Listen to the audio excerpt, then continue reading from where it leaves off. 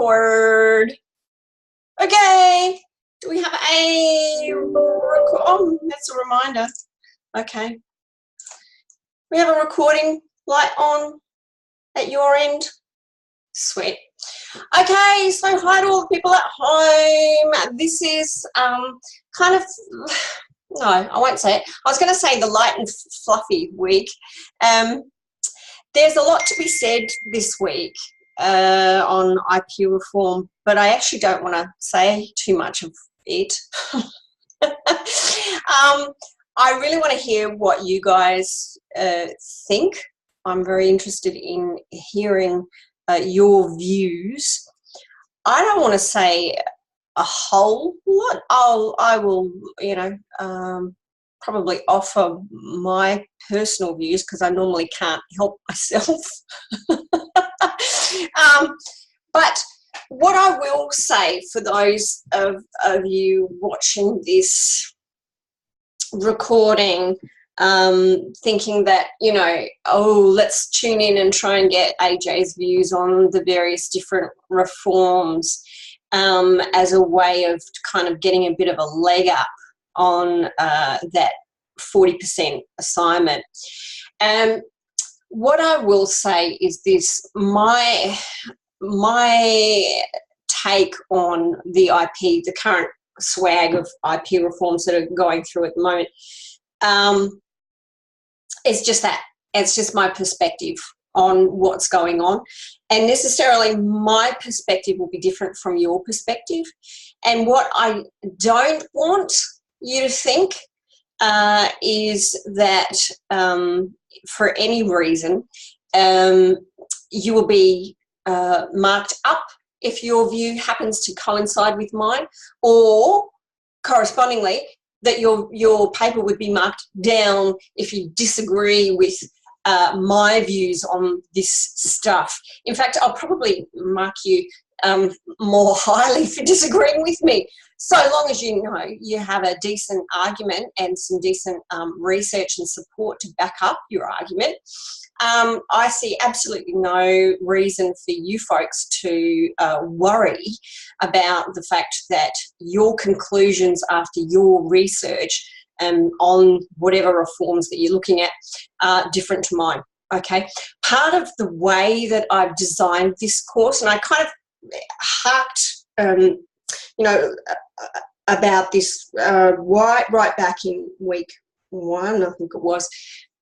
This course is not designed to be a really technical exposition of IP law and each of the IP rights, because there's only so much you can do in, effectively we had 6 weeks to cover all of the main IP rights.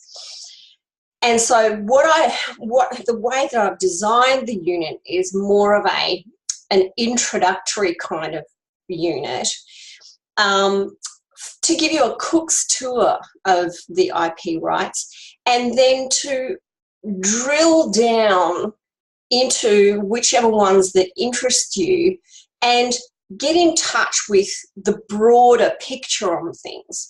And we started to do that a little bit last week when we looked at infringement, and particularly those equity and access issues to being able to enforce your IP rights or not, as the case may be. And I was very pleased, can I say, I was very pleased with the tenor of your discussions on the Moodle forum this week. I thought the contributions were very good. And you guys are getting a bit more comfortable in voicing your opinion on the not just the commercial side of things, but the wider global kind of ramifications of the way that IP law plays out into everyday life. And that's a really valuable skill. And I actually said that in the forum this week. I think so often in law school, we get, lecturers get very preoccupied with hammering home, the legal concepts and the rules and the legislation and the case law, and, you're cramming it all in there and you're reading books like this. and there's not so much of an opportunity to pull back and see how whatever it is you're studying kind of fits into not just the fabric of our society, but the world as a whole. And that's what I really want to do basically from this week forward. So this is the real turning point in this unit. And from here on in, I really want you guys to focus on ramping up your critical analysis, okay? Because you're all, or should be, hopefully once you've had a chance to get your assignments done and catch up with your readings, you should all be at that point now where you're reasonably comfortable with the IP rights themselves, and you can now start being really critical about how it is they operate, how they operate economically, socially, in a distribution fashion. I mean, I know there's a number of you guys, because a lot of you are at the back end of your degree, so you've already done jurisprudence. You're used to thinking about the broader themes in law, and it's nice to kind of come back to that viewpoint and touch base with not just those kinds of more esoteric things that you talked about in jurisprudence, but also connecting that directly to what's going on out there in the world right now, how IP rights are affecting wider issues like access to health, access to food. You know, that there are very, very large questions associated with IP law. And I think this is a really great opportunity for you guys to have a real play about with the malleability of the various different points of view that surround IP law, and then form your own view. So, like I said, I don't care if your view is different to my view. In fact, I hope it is. It makes for far more enjoyable reading for me, actually, being quite honest. When I'm reading assignments, for someone to have this really, you know, polemic view, this really controversial view, and to show me that they've actually thought about it really carefully and clearly and have done some good research to back it up. So I don't want to ram home my ideas tonight in terms of IP reform. And while we're going through and discussing, I've just posed a few general questions for us tonight, nothing really substantive, because I really just want to use tonight to kind of chew the fat generally about things, and then kind of push you off into the wild blue yonder a bit, because we have all of our presentations coming up. And over the next few weeks, you'll get to see how your classmates have pulled together their presentations. And we'll get to see if past iterations of this unit are anything to go by. I said this again in week 1 as well.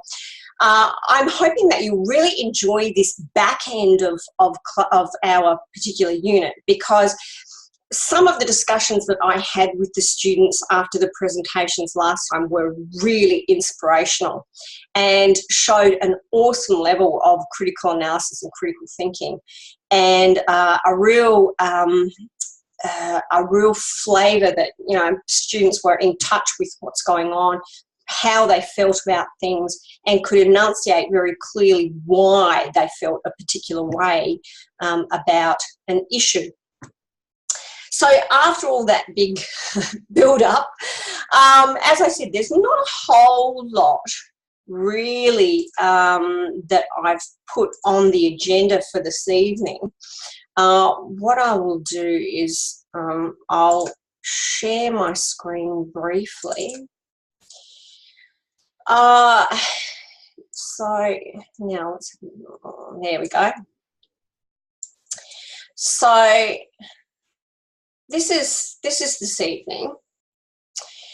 Have a look at the Productivity Commission report overview, and what I just wanted us to do was to recap the main recommendations, and basically have a chat here about whether you found the reasoning in the report compelling and justifying the way that the report goes about the recommendations that it does, and whether or not you can shoot holes in the Commission's reasoning. I also want to briefly touch base with you just to make sure that you're on the right track in terms of finding out where all of this stuff is sitting right at the moment, because there have been movements late last year, early this year. So I just wanted to make sure that everyone was on the right track. The only other thing, throw in at any stage during tonight's discussions, what you think about the implementation efforts. Because let's face it, we've managed to get one raft of legislation through by this point in time. I think the first raft of legislation went through on the 21st of August or the 24th of August last year, after the Commission's report came down 2 years earlier. So it's taken a very long time, and a lot of things have been thrown out and are still going through the consultation process. So if people have views on that, don't be backward in coming forward during the course of our discussions. Just before we leave, let's try and think of some of the grander issues that, so that we can connect all of this together. Okay, so in terms of, and I'm going to stop sharing now because I really don't want to encourage a prescriptive approach to any of these questions. I'm just worried that if I, type down a whole lot of things this evening, people are going to think, oh, this is a really good formula. This is the stuff I should be talking about in my paper, when in actual fact, I would much rather hear your own personal views. So, without any further ado, let's get cracking. And the main, so I have my copy of the IP arrangements report here. Copyright. I know Kate's going to have some views on this one. I thought I'm going to kick discussions off here, and I thought it was hilarious the way that they kick off. Copyright was first cab off the rank, probably the most contentious. First cab off the rank, and have people managed to actually read any of this? Can I have a copy not right? I know! How to get up people's noses, how to collectively tick people off before they've even read a word of what you've actually got to say. I thought that was just hilarious. And underneath all of their discussion here, particularly on copyright, I don't know if you picked this up. I just thought it was hilarious. There was like this seething anger. Underneath the whole discussion, it was like, there have been so many reports, why can't we get something done? It was, you don't see the Productivity Commission do 3 exclamation points or angry emojis, but if they could, that's what it felt like. The first cab off the rank, this wasn't a recommendation, but it was the approach to copyright term. What did they say about copyright term? Because I know a couple of people have been thinking about this, and one of the questions early on in the course was, should we have a perpetual term? And we got people to read that little Mark Twain article. What do you think about that?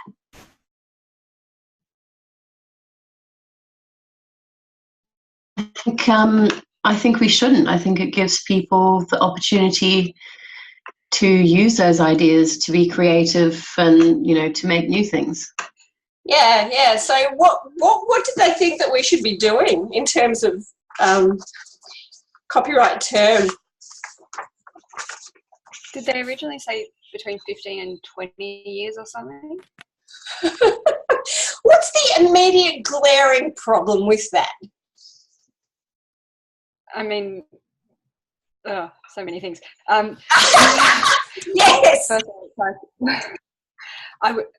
all, I'm very biased with this because I was actually working in my work when this happened, and I remember it all going through, and obviously my work was very much against this. But yeah, it's basically they have to decide like when they're going to take that from, because works obviously already that are created are already in that thing, so they have to decide when that's going to happen. But also, what happens at 20 years? Is it 20 years after the creation or 20 years after their death? Yeah, it's a mess. It would be a mess, but there's a very quick and dirty legal answer to this. And they try and do a bit of a shifty two-shoes around it, but the government smacks them down. What did they say that the government should do? Anyone have any ideas here? They actually say, because the quick and dirty answer is, well, of course you can't collapse copyright term down from 70 years to 20 odd, because we're a signatory to a number of different international treaties that would prevent this. Case closed. However, what the Productivity Commission says, and this is where you kind of hear them rattling the cage, they says, Australia's active on the world stage, we should use our position every chance we get. Whenever at these international talks, we should always be saying, oh, maybe we should reduce copyright term. No, absolutely not. And that certainly did not fly at all. Okay, so smack down with that. What was the actual recommendations that we got out of copyright? The big one, which everyone should hopefully know about. The fair use instead of fair dealing. Yes. And where are we at with that? What's going on?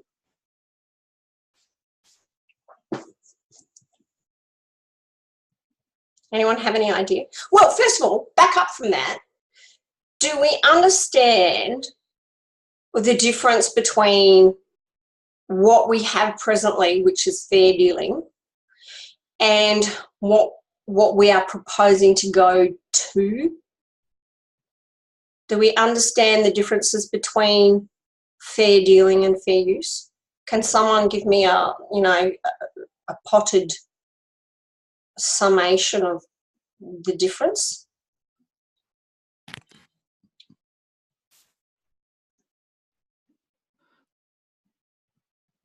I think it's within the defined categories of accepted use. For both of them concern themselves with research, study, criticism or review, parody or satire, reporting the news, and provision of legal advice.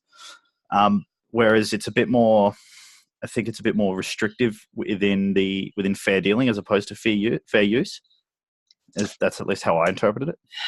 Yeah, what I might do is I might quickly, I hate doing this, but I'm going to. I'm sorry. I'm going to share my mucky screen with you all. And I'm going to, here.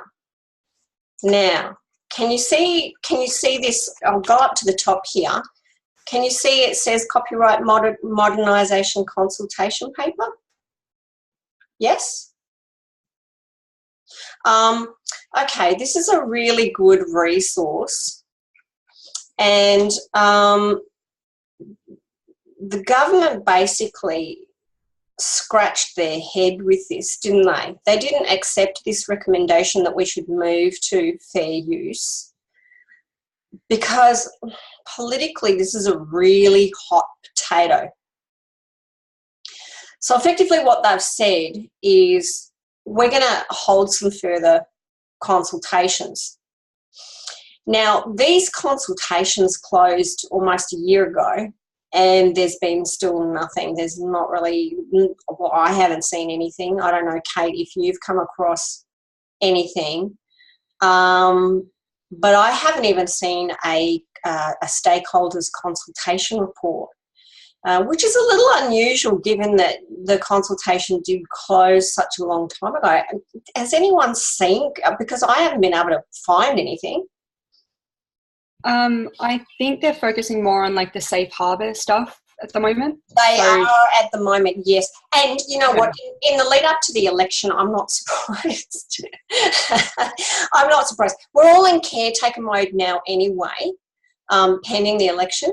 So nothing's going to move between now and then. But just in terms of explaining the difference between fair dealing and fair use, I really like this little graphic that they have in this report.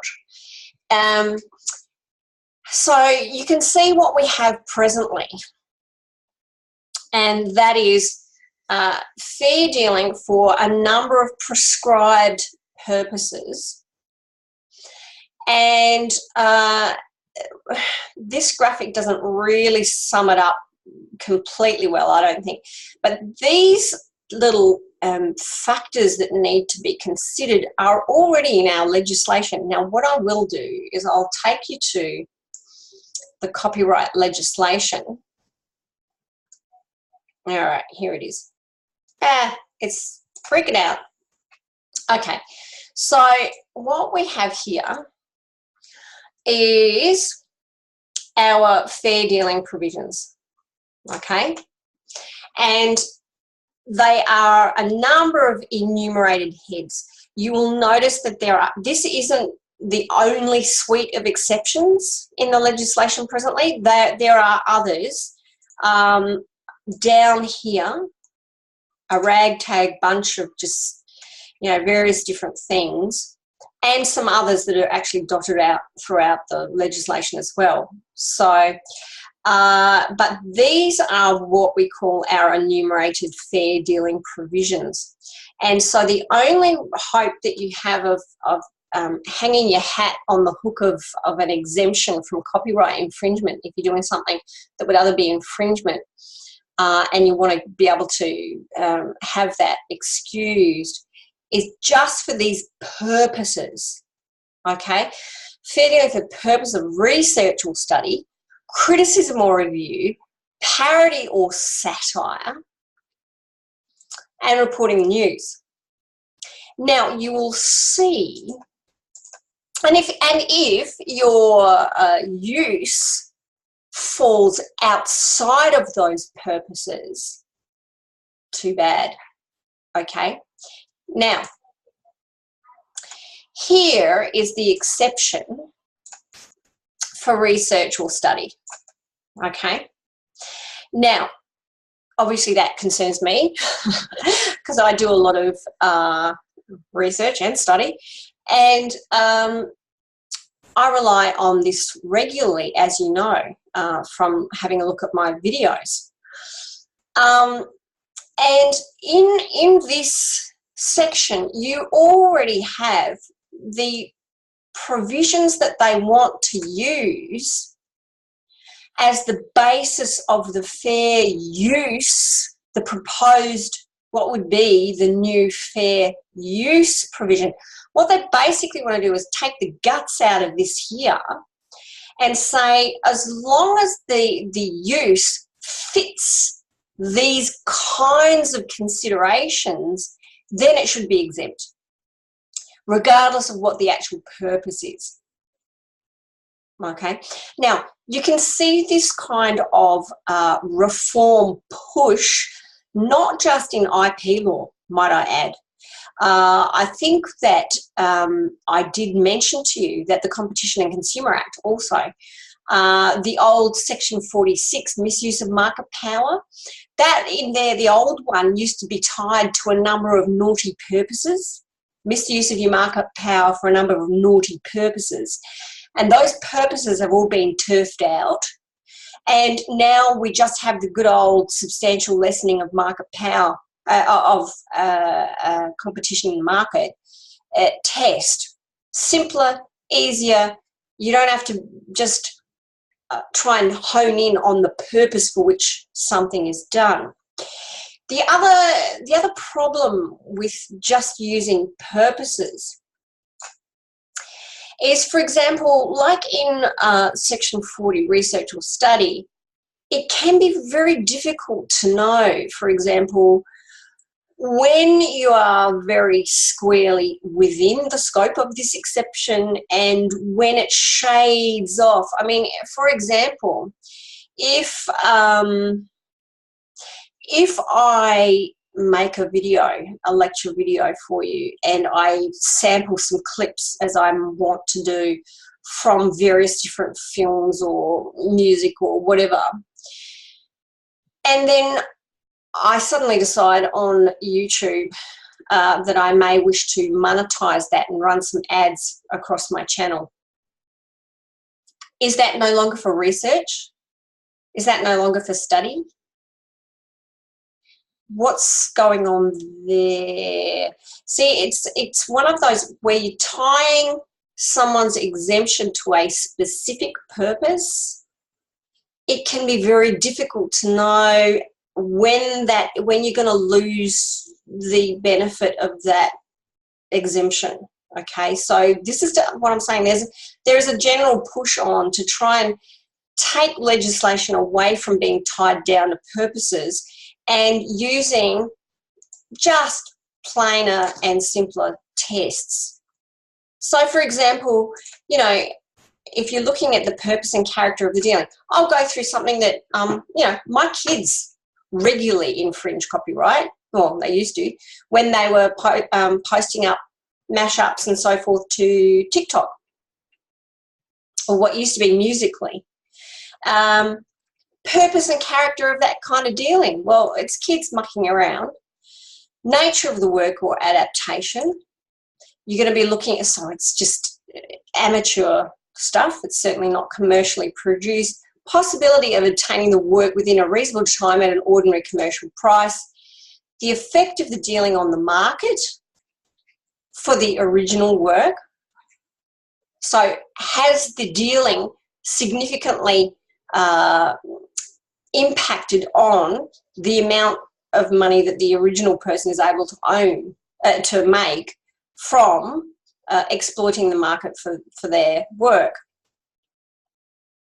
And the amount and substantiality of the part copied that was taken. So that the tests that would be used for fair use are already basically in our legislation here, and they have been used at common law regularly. So really the main change is just getting rid of having to peg your exemption to a particular purpose. Hey, AJ, sorry.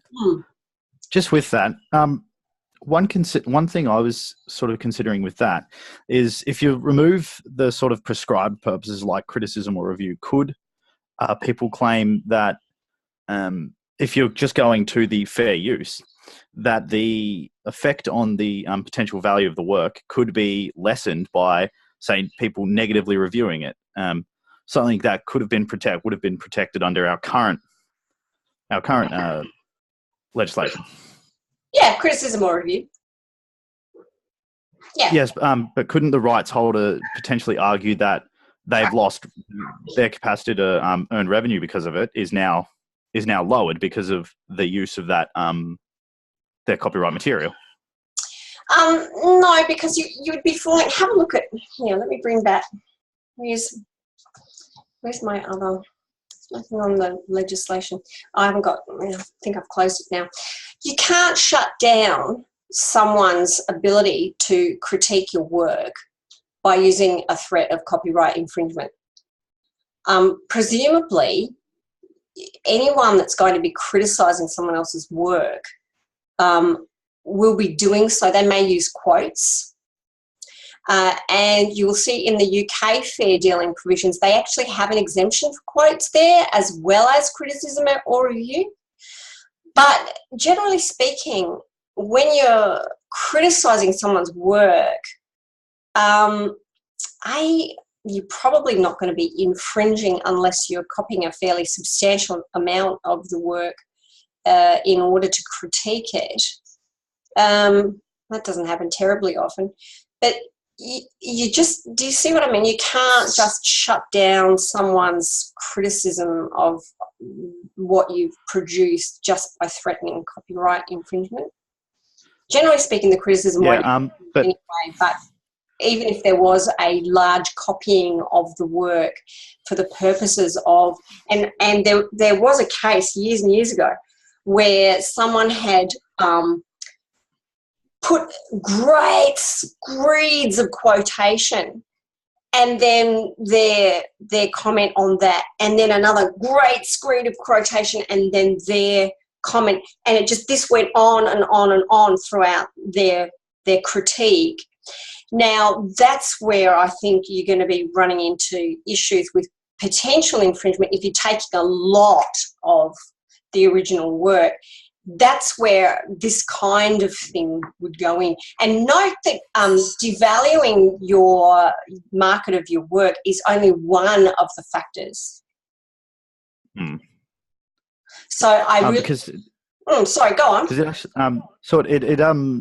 it does generally happen on, from what I've been able to sort of come across, is a more common phenomenon on YouTube where they'll have it sort of presented as a sort of a vlog style critique. They'll show clips of the film, critique it from there, and having read a few things around it, it's mostly US based that they find the problem is that their videos that they will be demonetized or struck for copyright.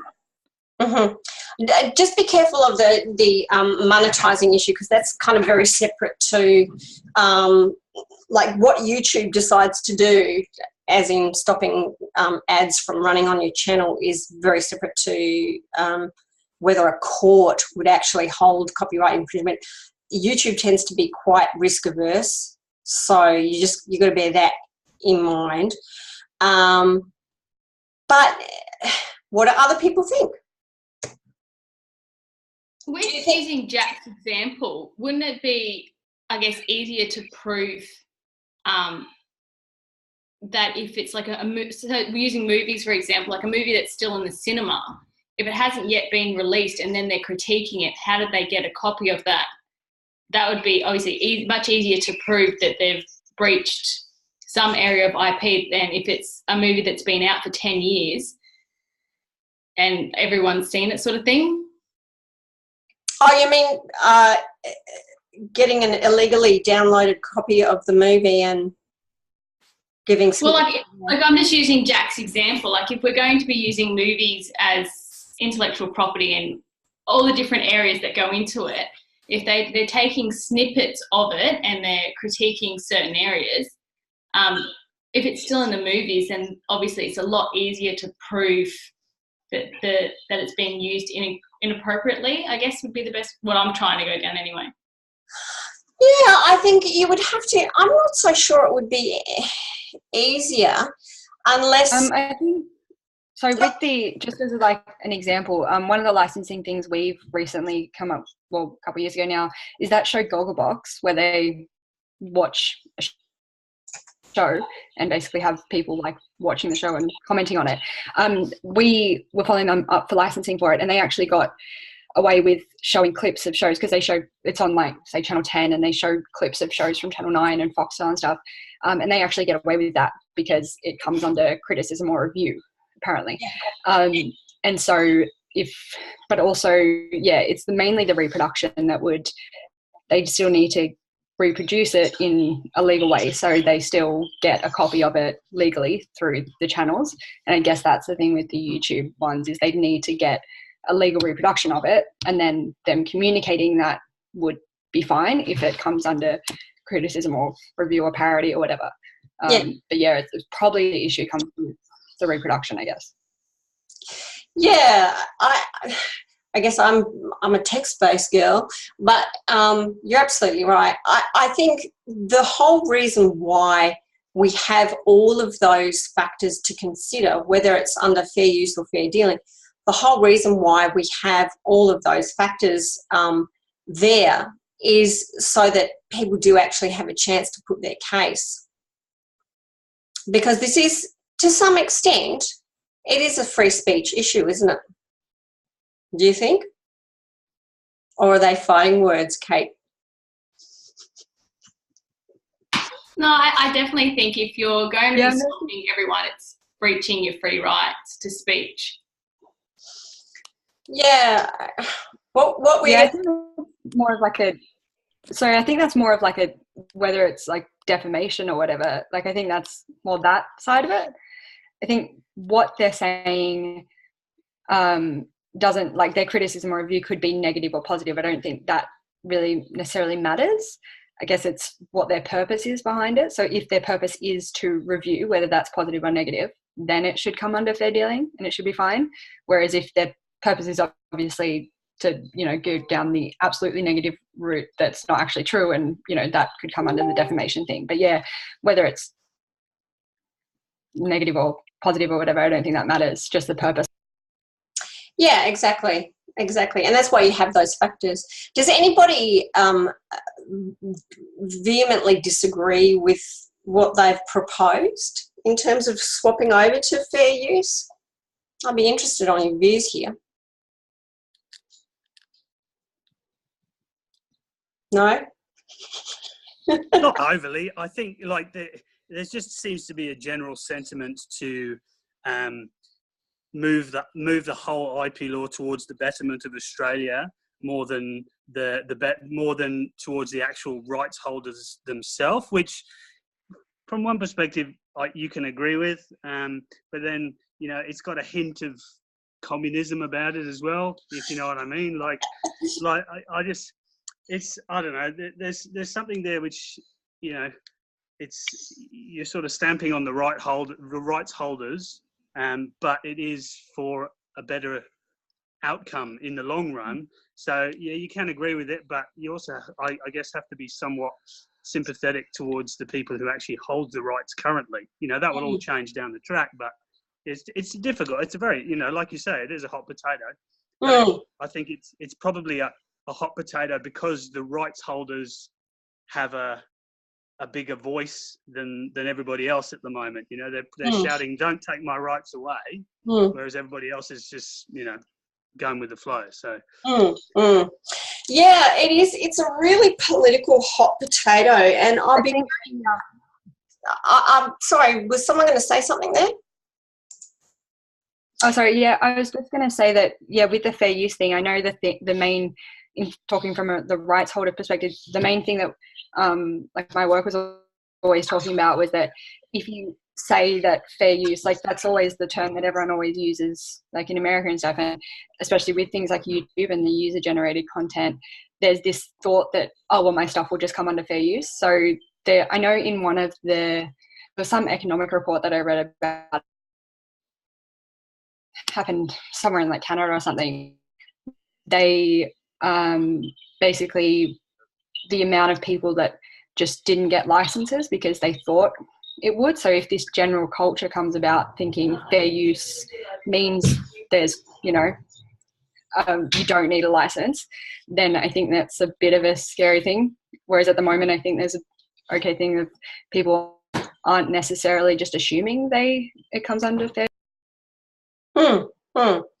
It's certainly an interesting question. It's not one that I think we'll get any firm consensus on between us. And this is why I think that the government has hived this whole issue off and has had the further consultations, and now we're in this weird limbo land of waiting to see what's going to happen. Interesting comments, one and all. Let's have a think now about the main reforms that were suggested in terms of patent law.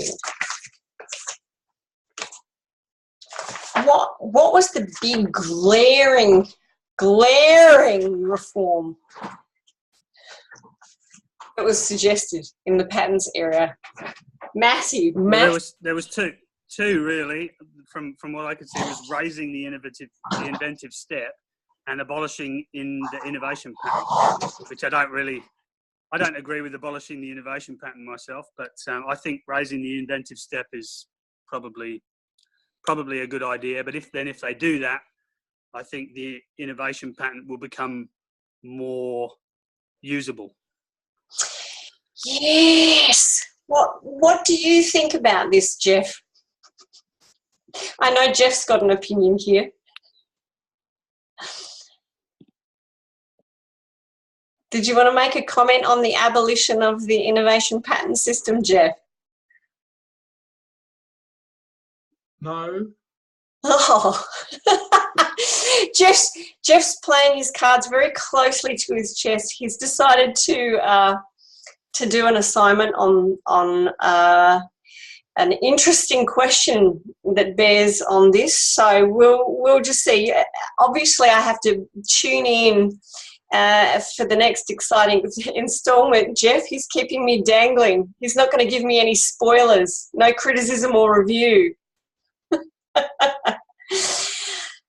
Innovation patents, they certainly harp on about this whole notion that we have a clutter of low value patents that are just doing us basically no good. And that the benefits for the small to medium enterprise businesses were not quite what they thought they would be. And so, bang, just get rid of them. Wow, it is a massive change. I think the thing that concerns me most about this change is that the innovation patent system, if you recall your readings from the week on patent law, Fitzgerald and Eliades give some nice statistics about the number and nature of firms that tend to use the standard patent system and the number and nature of firms that tend to use the innovation patent system. And far and away, I can't remember the exact statistic, but it was massive. I'm going to say more than 70% were foreign nationals or foreign corporations that take advantage of the standard patent system, and the statistic was reversed for the innovation patent system. So it's a really homegrown thing taken up by largely mum and dad companies. I think the thing that the Productivity Commission tended to focus on was the very low number of innovation patents that have been taken out. I think possibly they might have had a different view if overwhelmingly there was this rush of small business into the patents office to try and get these innovation patents across the line. Unfortunately, the innovation patent had a bad rep right from the get-go when there was this hilarious news article is my video playing up? Oh dear. Oh, that's annoying. Sorry about that. Not a whole lot I can do. I'm not getting any warnings on my system. Will you let me know if I start freezing or? That sounds fine, AJ. It's just your video is freezing from. Oh, okay. Well, that's no biggie. It's just giving the message that your bandwidth is low. Oh, okay.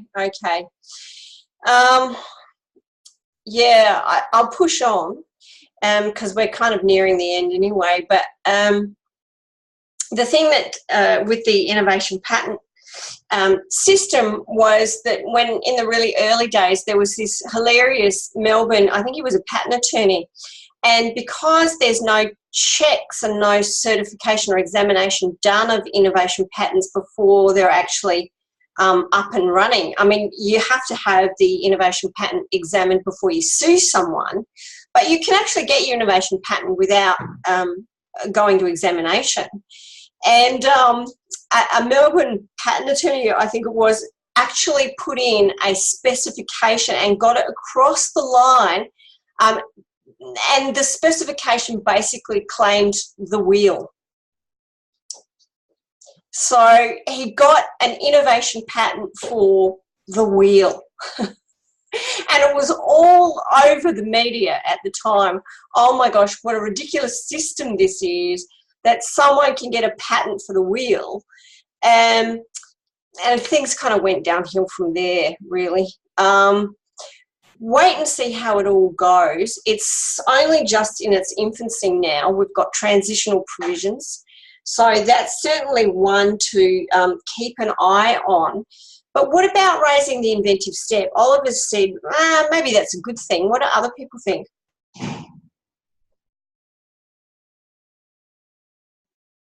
I like how they're looking at clearly, I guess, breaking down. I'm looking at it in front of me, the satisfying the 5 different criteria. I guess it's leaving it black and white. So if you want to come up with something, these is exactly the bar you have to meet. Yes. So the way that the legislation works presently, it's really interesting what they're proposing to do. I'm going to take you to, once again, my messy screen, and I'll just take the copyright stuff off, and I will bring over the patent stuff. And I think some really simple things can appear not to be inventive. You know, that probably wouldn't pass that step if the bar was raised. But, you know, take a lot of thought. You know, there's a process behind it. There is a danger in thinking that something has to be really complicated to be inventive. But in actual fact, some of the most useful and world-changing inventions have been very, very simple. The use of cat eyes in the middle of the road for vehicle safety. I mean, when I learned to drive, there's no such thing. There's a white line in the middle of the road. Well, that kind of disappears in the dark. And when you're driving out in the country, it can be a bit of a scary thing. So that kind of invention can be quite revolutionary in terms of things like safety. But would that get over the bar now? Would that be, because the test is in future is going to be, would it be obvious to try? So you might, in fact, you're right, you might have a whole classification of inventions out there that seem really super simple, but actually do deserve a patent, a standard patent. So what they're going to do, I just wanted to quickly run you by it in case you didn't see, at the moment an invention is taken to involve an inventive step. There's your first issue. So it's presumed to be inventive. So you're starting from quite a nice friendly threshold there, a little bit like trademarks legislation, isn't it? When compared with the prior art, unless it would have been obvious. And they're going to change that to say an invention will involve an inventive step if it would not have been obvious to a person skilled in the art. So they're taking out that presumption and they're raising the bar that way. And they are going to be making it clear in the explanatory materials that the obvious to try test from the EU will be imported. So I sort of disagree with them implementing that, especially with the sort of patents which are sort of built or compound upon technology that sort of didn't exist. So if you're compounding upon, say, if you're compounding upon a guidance system or a piece of equipment, a physical piece of equipment that was patented, the patent has now expired or since can now be expounded upon by someone who's perhaps more skilled at, you know, electrical engineering or mathematics, that sort of thing, as opposed to saying, well, it was obvious to try back then, but nobody could do it. They didn't have the capacity to do it or the capability to do it, which would then they probably, under the new changes, they'd probably say, well, it was obvious to try, but you just did it. I think it will certainly narrow the prospects of a successful examination process, put it that way. I think it will involve a fair tightening of the noose. I'm not sure. I'm kind of torn. You know, sometimes I'm in favour of this and sometimes I'm not. So if you're thinking of commenting on this in your assignment, entertain me, convince me one way or another. I haven't quite made up my mind yet. They were the big ticket items for the patents stuff. There was an objects clause that's now gone through that first raft of legislation that's been approved late last year. So that's in the legislation now. The other thing, I don't know how carefully anyone looked at the first raft of legislation, but we now are going to be having provisions in relation to computer-based decision-making in the Patents Office. So they actually introduced a couple of little provisions that allow the Patents Office to use bots for decision-making, which is a really, obviously a cutting-edge step, slightly scary. But yeah, go on, if you're interested, go and have a little look at the explanatory memorandums. I found it a riveting read, but then I'm kind of strange. The other thing, trademarks. What's going on with trademarks?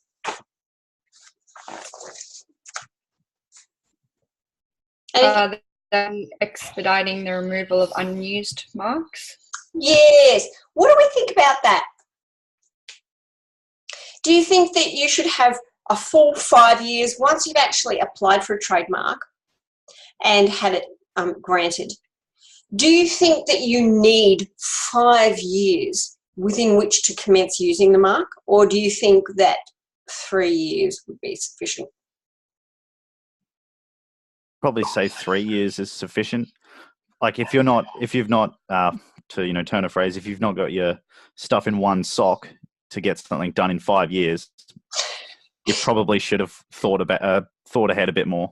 Yeah, I kind of agree, and they talk about it in the materials as what we want is for the Trademarks Office to basically go through and do a declutter. Go through and actually run some analytics through the database, through the registration database, and see how many of those marks are being used. Because I reckon there would have to be a very high percentage of marks that are not being used, old ones that people just have left behind. So I don't think that that's necessarily a bad thing. What was the other one? Like the link of the business name and trademark registers? Yes, that was one I was thinking of, and there was one more. But we'll talk about the business names register. What do we think about joining up or making the business names register in a centrally accessible spot with the trademarks register and kind of merging those so that you could, if you're going to search to see if a mark is available, you'll get to see, what other business names and whatnot are around in that similar, patch that you've applied for. What do we think about? That makes sense. Like, I'm not being someone that owns a business name or anything, but like logically, by the way they've described it, it seems to make sense. Mm-hmm. Anyone have any other views? I think for me particularly, I would just be wary of, as soon as you put something out there, all your competitors can see your ideas, and even though you're protected, it doesn't stop people from copying you. So for me, you've put all your stuff publicly in one place for everyone to see, rather than they have to go looking for it. Yeah, so for those people that want to play their cards close to their chest, you mean, it's going to involve a bit of argy-bargy with other people. That's a point I hadn't really thought of before.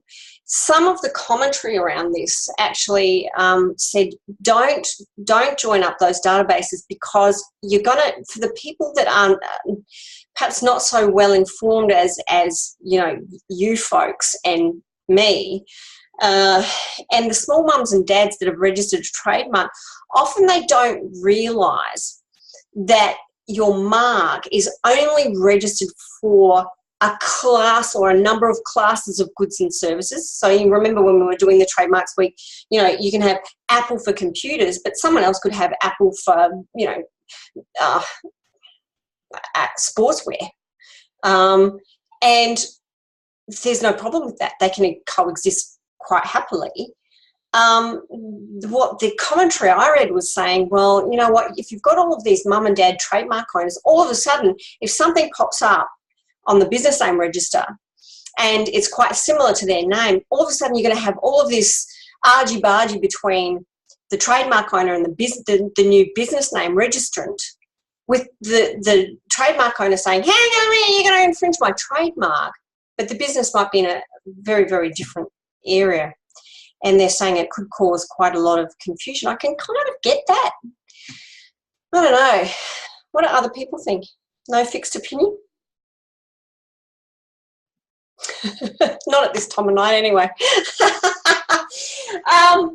The other one that I just briefly wanted to touch on was the parallel importation. And they're going to be amending Section 123 of the Trademarks Act to make it very clear that if you have sourced trademarked goods from overseas and that mark has been applied by the trademark owner or their exclusive licensee overseas, it's quite okay to import that, much as we have, you know, in other areas of the law with the copyright parallel importation. Really the last bastion of the copyright parallel importation argument is the book publishers' ability to prevent Australian bookstores from sourcing their supply of books from a cheaper overseas source. So that was another little interesting reform there. But that's probably the swag of things that I wanted to discuss. How do we feel about our IP system now that we've discussed, you know, where we're headed in terms of these reforms? I mean, there's a couple of sticky ones that they've had to hive off, and they're kind of still beavering away with consultations, the big one being fair use, and the other one being the inventive step issue. They took that out of the first bill that's been passed now, because that was kind of holding it up. That bill has gone through, as I said, late last year. So those amendments are actually on the books now. So that was the parallel importation and the trademark non-use 5 years down to 3. That's all passed through now, but they took out the inventive step issue there. So that's all still winding its way through consultations. But do you think, looking back at this stuff, do you think all of this tinkering is useful? Not useful? What's your impressions of the process?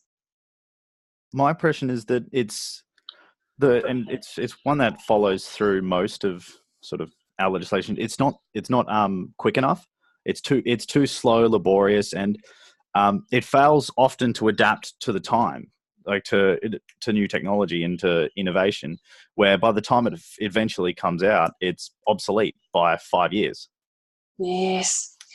The difficulty, though, Kate, I don't know if you want to weigh in on this, but the difficulty is that there is such entrenched rights either side, and arguments, both for rights holders that feel like their rights are being taken away from them, and now increasingly, like Oliver said, you know, you've got this open access movement that's really gaining ground like crazy. I think that contributes to the slowness and the frustrating kind of aspect to all of it. Do we think that if... Yeah, I think with that, with the slowness of everything, I find that's a lot to do with less about the legislation and more about how it operates. So, like, people always complain about our copyright laws as to why we like can't get Game of Thrones or whatever, and that's really actually like the licensing behind it, and it's more about that one company like Fox or whatever has the licenses, not necessarily to do with that legislation. So I think this is a lot of looking into legislation, whereas maybe it should be looking into like competition laws a bit more, and maybe like how it's actually functioning rather than changing the actual legislation. Like in this, it looks like it's looking into the impacts onto how people are using it a lot, but not necessarily the economic impacts of changing all of this stuff. Like, it's a massive impact, whereas maybe they should look at maybe refining the, how it's actually working rather than changing the actual legislation. Yeah, well, if you're interested in the competition side of things, the Harper review that was just a bit before this Productivity Commission review, that went into IP arrangements so far as competition was concerned. So if you're interested in looking at that, that's certainly something that would bear fruit if you are going to muse about that in a paper or two. But apart from that, thank you very much, folks. I hope you have enjoyed this kind of to and fro. I hope you feel like we're now turning our view onto more exciting pastures. And I look forward to the copyright presentation next week. And to all those that are doing it, good luck. If you have any last minute queries, let me know. Otherwise, send me a copy of your presentation before the actual session, so that if there's a wig out with the technology, we can fix it on the fly. Other than that, unless there's any questions. I must say, I miss Roy and Nigel's bumbling incompetence. Yeah, I know, you can probably recite that problem in your sleep. But I hope that it does show you something, because often you'll get an entire set of facts like that just in your first consultation with the client. And now you can see how much can be bound up in just that one little set of facts, which you probably read through in week one and went, how's that going to actually keep us going for 6 weeks? Interesting. All right, folks. Well, I will see you, and please do come for the presentation. Support your peers. It's really super important. So hope to see you next week. Bye, guys. Have a nice evening.